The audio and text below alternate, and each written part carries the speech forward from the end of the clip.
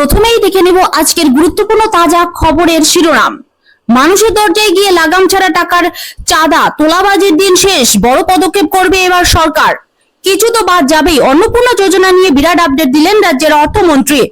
মমতা তৃণমূল কি এবার প্রতীক হারানোর পথে? ঋতব্রত না কাকুলি, কার বাগানে ফুটতে পারে জোড়া ফুল? ভারতের বিরুদ্ধে যুদ্ধে যাবে পাকিস্তান, সিন্ধু চুক্তিকে জাতীয় নিরাপত্তার সঙ্গে জুড়ে হুঁশিয়ারি পাক প্রতিরক্ষা মন্ত্রীর। ডিএ ইস্যুতে ফের জট, সরকারের কাছে গেল ফের চিঠি। 8 বছর আগে সিপিএম সমর্থক দম্পতিকে পুড়িয়ে মেরেছিল তৃণমূল, শুভেন্দুর নির্দেশের পরেই গ্রেপ্তার 10 অভিযুক্ত। কিভাবে গোডাউনের ছাদ ভেঙে পড়লো তারাতলায়, সামনে এলো ভয়ঙ্কর এই দুর্ঘটনার ভিতরের রহস্য। কুণালকে চোর স্লোগান বিধানসভায়, নামটা মনে রাখবেন, কুণাল কুমার ঘোষ। আপনি উপেক্ষা করতে পারবেন না, পাল্টা বেলেঘাটার বিধায়ক। জামিন পেলেন না উদয়ন, তোলাবাজির সঙ্গে যুক্ত হলো নতুন মামলা, আবার 6 দিনের জেল হেফাজত প্রাক্তন মন্ত্রীর। তারাতলা দুর্ঘটনা নিয়ে আগামীকাল বিধানসভায় বড় ঘোষণা মুখ্যমন্ত্রীর, মিলবে কড়া পদক্ষেপ ও ক্ষতিপূরণের ইঙ্গিত। বাজারে প্লাস্টিক ব্যাগ ব্যবহারে নিষেধাজ্ঞা জারি, ভেন্ডিং মেশিন বসানোর পরিকল্পনা নবান্নের। মমতা বন্দ্যোপাধ্যায়ের ভাইয়ের বিরুদ্ধে এবার অভিযোগ, জনতার দরবারে মহিলা, বিরাট আশ্বাস শুভেন্দুর। কি বললেন মুখ্যমন্ত্রী? এবার প্রাক্তন ডেপুটি মেয়র অতীন ঘোষের বিরুদ্ধে জমি দখলের অভিযোগ, এফআইআর ঘিরে তুমুল চাঞ্চল্য। তারাতলা বিপর্যয়ের পর সমস্ত নির্মাণ কাজ বন্ধের নির্দেশ দিলেন মুখ্যমন্ত্রী। এখনো মৃত 18 জন জীবিত উদ্ধার জানালেন মুখ্যমন্ত্রী। তামান্না খুনে গ্রেপ্তার আরো 2, শুভেন্দুর হুঁশিয়ারির পরই তড়িঘড়ি অ্যাকশন, মুখ্যমন্ত্রীকে ধন্যবাদ জানালেন মা সাবিনা। চাকরির নাম করে এত টাকা নেয়ার অভিযোগ, এবার গ্রেপ্তার হবেন মানস ভুঁইয়া, আশঙ্কা তৈরি হতেই বড় পদক্ষেপ। সব্যসাচীর বান্ধবীর পর এবার টার্গেটে তার স্ত্রী, বিপুল সম্পত্তির অধিকারী ইন্দ্রাণীও। তনয় শাস্ত্রীর এফআইআর এ কড়া পদক্ষেপ নয়, হাইকোর্টের নির্দেশে স্বস্তিতে মিমি। এত দ্রুত ব্যবস্থা ভাবিনি, মুখ্যমন্ত্রীর তৎপরতায় তামান্না হত্যার বিচার চেয়ে স্বস্তিতে মা সাবিনা।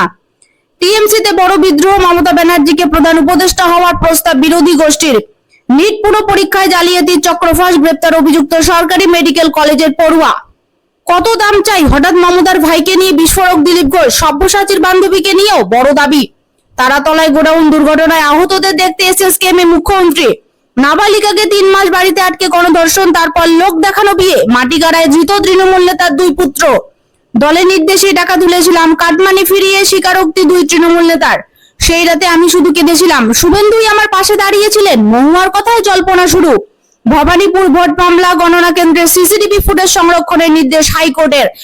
সিভিক ভলেন্টিয়ারদের চাকরি কি টিকবে? ঝাড়াই বাছাই নিয়ে কড়া নির্দেশ। কার্ড হোল্ডারদের স্বস্তি দিতে রেশন ব্যবস্থায় আমূল বদল, জেনে নিন নতুন নিয়ম। তাড়াতাড়ি বিদেশ যেতে চান অভিষেক, হাইকোর্টকে তাড়া দিতেই খেলেন জোর ধাক্কা। জমি দখলে ইডি রেডারে শান্তনু ঘনিষ্ঠ একাধিক পুলিশ কর্তা, তলব সোনাপাপ্পুর পরিবারের সদস্যদের। আসছি এবার বিস্তারিত খবরে। তার আগে বন্ধুরা, চ্যানেলের প্রথম দর্শক হয়ে থাকলে অবশ্যই চ্যানেলটিকে সাবস্ক্রাইব করে নোটিফিকেশন বেলটি এখনই অন করে রাখুন, এরকম লেটেস্ট ও সঠিক খবর সবার আগে পাওয়ার জন্য। তো চলুন বিস্তারিত খবরগুলি দেখে নেওয়া যাক। এই যে খবরের দিকে নজর রাখবো, কত দাম চাই? হঠাৎ মমতার ভাইকে নিয়ে বিস্ফোরক দিলীপ ঘোষ, সব্যসাচীর বান্ধবীকে নিয়ে বড় দাবি। তৃণমূল কংগ্রেসের প্রতীক চিহ্ন থেকে শুরু করে নিয়োগ দুর্নীতি, মিড ডে মিল এবং বিশ্ব বাণিজ্য সম্মেলন, একাধিক ইস্যুতে ফের তৃণমূলকে চাঁচাছোলা ভাষায় আক্রমণ করলেন বিজেপি নেতা দিলীপ ঘোষ। তৃণমূলের প্রতীক চিহ্ন নিয়ে খোঁচা দিয়ে দিলীপ ঘোষ বলেন, এখন তো ঘাস আর জোড়া ফুল আলাদা হয়ে গিয়েছে, এরপর যদি আবার ভাগ হয় তবে জোড়া ফুলের 2 ফুলও আলাদা হয়ে যাবে। তার পরামর্শ, তৃণমূলের এবার নাম বদলে অন্য কিছু ভাবা উচিত, অথবা সরাসরি কংগ্রেসের লোগো ব্যবহার করা দরকার। তিনি মনে করিয়ে দেন, ইতিহাস সাক্ষী যে কংগ্রেস থেকে যারা বেরিয়ে আসেন তাদের অনেকেই একদিন আবার কংগ্রেসে ফিরে যেতে হয়। তৃণমূলের এখন সেই পথে হাঁটা উচিত। ডিজে মন্তব্য মামলায় আগামী 30 জুন অভিষেক ব্যানার্জির ভয়েস স্যাম্পল বা কণ্ঠস্বরের নমুনা পরীক্ষা করবে সিআইডি। এই প্রসঙ্গে বিজেপি নেতার সাফ কথা, সবাই তো চোখের সামনে লাইভ দেখেছে, এখন ভয়েস মিলিয়ে আর কি হবে? ডায়মন্ড হারবারের প্রসঙ্গ টেনে তিনি বলেন, সেখানকার মানুষের উপর যেভাবে ক্ষমতার দাপট দেখানো হয়েছে তার ফলে তার জমানত জব্দ হয়েছে। এই ধরনের মানসিকতার মানুষকে রাজনীতি এবং সমাজ থেকে দূরে রাখা উচিত বলে তিনি মন্তব্য করেন। মমতা ব্যানার্জির ভাইয়ের তৃণমূলে কোনোদিনও দাম পাননি, এই ক্ষোভকে উগরে দিয়ে দিলীপ বাবু পাল্টা প্রশ্ন তোলেন। 15 বছর পর হঠাৎ এই কথা মনে পড়লো, কত দাম চাই ওনাদের? আদৌ কি ওরা কোনো দাম পাওয়ার যোগ্য? অন্যদিকে মিড ডে মিলে ডিম বাদ পড়া নিয়ে তৈরি হওয়া বিতর্কে তিনি জানান, মিড ডে মিলের বরাদ্দ বা হাসপাতালে খাবারের খরচ বৃদ্ধির বিষয়টি সরকার দেখবে। তবে তিনি যোগ করেন, হরিণঘাটা থেকে মিড ডে মিলের জন্য 3.5 টাকায় ডিম দেওয়া হয়। রাজ্য সরকার যদি বিজেপির বা কেন্দ্রের কাছে এই বিষয়ে সাহায্য চায় তবে তারাও ভেবে দেখবেন। রাজ্য সরকারের বিরুদ্ধে 2.5 লক্ষ কোটি টাকার হিসেব না দেওয়ার যে অভিযোগ উঠেছে সেই প্রসঙ্গে দিলীপ ঘোষ বলেন, মুখ্যমন্ত্রী বিধানসভায় জানিয়েছেন ফিকিতে কত কোটি টাকা দেওয়া হয়েছে, যা ঘুরে ফিরে আবার সরকারের হাতেই গিয়েছিল। তাহলে এই টাকার হিসেব কে দেবে? তিনি দাবি করেন আগের মুখ্যমন্ত্রী সই করেছিলেন বলেই এটা ধরা পড়েছে, নতুবা এমন কত টাকার যে কোনো হিসেব নেই তার ইয়ত্তা নেই। বিশ্ব বাণিজ্য সম্মেলন নিয়ে রাজ্য সরকারকে শ্বেতপত্র প্রকাশের দাবি জানিয়ে তিনি বলেন, কোটি কোটি টাকা খরচ হলেও রাজ্যে কোনো বিনিয়োগ আসেনি। প্রতিবার একই লোক এসে মৌ স্বাক্ষর করে যেতেন, কিন্তু কাজের কাজ কিছুই হতো না। তাহলে কেন এই সম্মেলনের নামে এত টাকা ওড়ানো হলো? সব্যসাচী দত্তের বান্ধবীর খোঁজ না মেলার প্রসঙ্গে ইঙ্গিতপূর্ণ মন্তব্য করেন দিলীপ ঘোষ।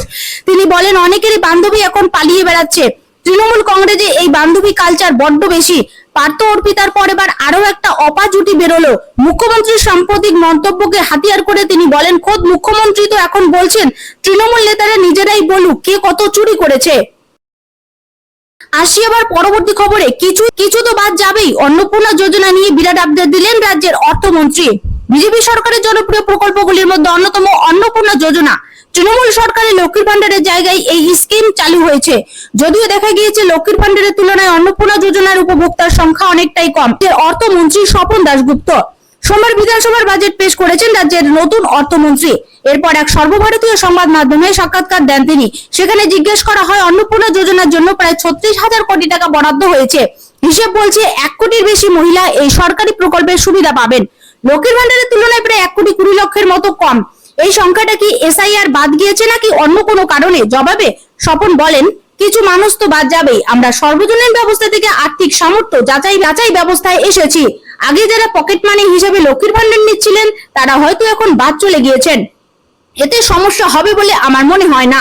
ঠিকমতো পরিচালনা করাই চ্যালেঞ্জ। বিজেপি সরকারের অন্নপূর্ণা যোজনার মাধ্যমে রাজ্যের মহিলাদের মাসে মাসে 3,000 টাকা করে আর্থিক সহায়তা দেওয়া হয়। যদি উপভোক্তা নির্বাচনের বেশ কিছু শর্ত রয়েছে, কারা এই সরকারি প্রকল্পের সুবিধা পাবেন এবং কারা পাবেন না তা আগেই স্পষ্ট করে দিয়েছে রাজ্য সরকার। এদিকে বর্তমানে রাজ্য জুড়ে অন্নপূর্ণা যোজনায় আবেদনের কাজ চলছে। অনলাইন এবং অফলাইনে দুভাবেই আবেদন করা যাচ্ছে। গত 1 জুন থেকেই এই প্রক্রিয়া শুরু হয়েছে। ইতিমধ্যে রাজ্যে লক্ষাধিক মহিলা 3,000 টাকা করে পেয়েছেন। আগামী 1 জুলাই এই প্রকল্পের আরো একটি কিস্তি দেওয়া হবে বলে জানা গিয়েছে। আসি এবার পরবর্তী খবরে, ডিএ ইস্যুতে ফের জট, সরকারের কাছে গেল চিঠি।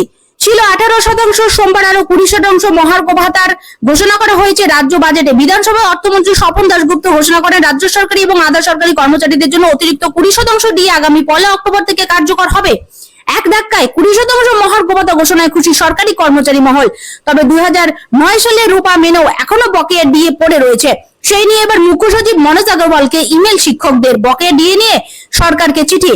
এর আগে এই সুপ্রিম কোর্ট বকেয়া মেটানোর নির্দেশ দিয়েছিল। মমতা জামানায় মার্চ মাসে অর্থ দপ্তর সূত্রে জানা গিয়েছিল ধাপে ধাপে সেই টাকা মেটানো হবে। সেই মতো 2016 সালের জানুয়ারি থেকে 2019 সালের ডিসেম্বর পর্যন্ত জমে থাকা বকেয়া ডিএ প্রথম পর্যায়ে মার্চ মাসে মেটানোর কথা বলা হয়েছিল। বাকিটা সেপ্টেম্বর মাসে মিটিয়ে দেওয়ার পরিকল্পনা ছিল বলে সেই সময় জানা গিয়েছিল। বর্তমান সরকার বদলেছে এবং বকেয়া নিয়ে সেই সমস্ত পরিকল্পনার কিছু বাস্তবায়িত হয়নি।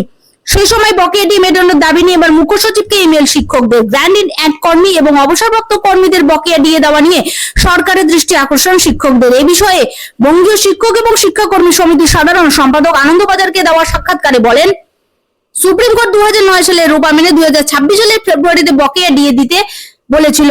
বিগত সরকার কর্মচারীদের কিছুটা দিলেও শিক্ষক এবং শিক্ষাকর্মীরা কিছুই পাননি।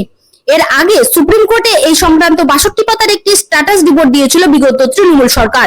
তাতে গ্র্যান্ড ইন এইড কর্মীদের কথার সেখানে উল্লেখ না থাকায় সেই সময় জোর বিতর্ক হয়েছিল।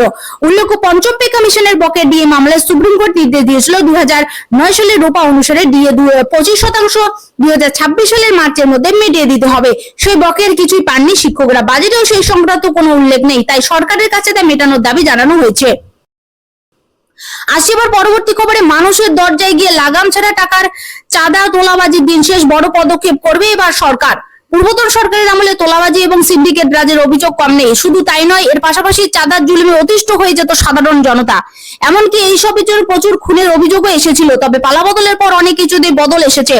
আর এবার চাঁদাবাজি তোলাবাজির বন্ধে নয়া আইন আনছে রাজ্য সরকার। সোমবার বাজেট থেকে এমনই বড় ঘোষণা শুভেন্দু সরকারের। তৃণমূল আমলে অভিযোগ আসতো বাংলায় ব্যবসা করতে হলে টাকা দিতে হবে দলের কর্মীদের। কেউ ছোট দোকান খুলেছেন, কেউ বাড়ি কিনেছেন, কেউ বা জমি কিনেছেন, যে যাই কিনতেন সব জায়গা থেকে তোলার টাকা চাওয়ার অভিযোগ আসতো। এমনকি ব্যবসার ক্ষেত্রেও সিন্ডিকেট রাজের অভিযোগ আসতো। এরপর কোনো উৎসব কিংবা পুজো থাকলে তো আর কথাই নেই। কলকাতা সহ রাজ্যের বিভিন্ন জায়গা থেকে চাঁদার জুলুমের খবর আসছে। খেটে খাওয়া মানুষের কাছ থেকে 2000, 4000 এমন গুচ্ছ গুচ্ছ টাকা তোলার অভিযোগ আসতো, আর সেই টাকা দিতে না পারলে অত্যাচার করার অভিযোগ আসতো। তবে আজ বিজেপি সরকার তাদের প্রথম বাজেট থেকে বুঝিয়ে দিলে এইসব আর বরদাস্ত করা হবে না। এদিন বাজেট পড়ার সময় অর্থমন্ত্রী স্বপন দাশগুপ্ত বলেন, হস্তক্ষেপ এবং চাঁদাবাজি ব্যবসার ক্ষতি করছে, এটা বন্ধ করার জন্য আইন আনছি আমরা। মুখ্যমন্ত্রী শুভেন্দু অধিকারী কি বলেছিলেন, তিনি রাজ্যের ব্যাপক বিনিয়োগ এবং শিল্প আনতে গেলে আইন শৃঙ্খলাকে সুদূর করা, তোলাবাজি, কাটমানি, সিন্ডিকেট বন্ধ করতে হবে।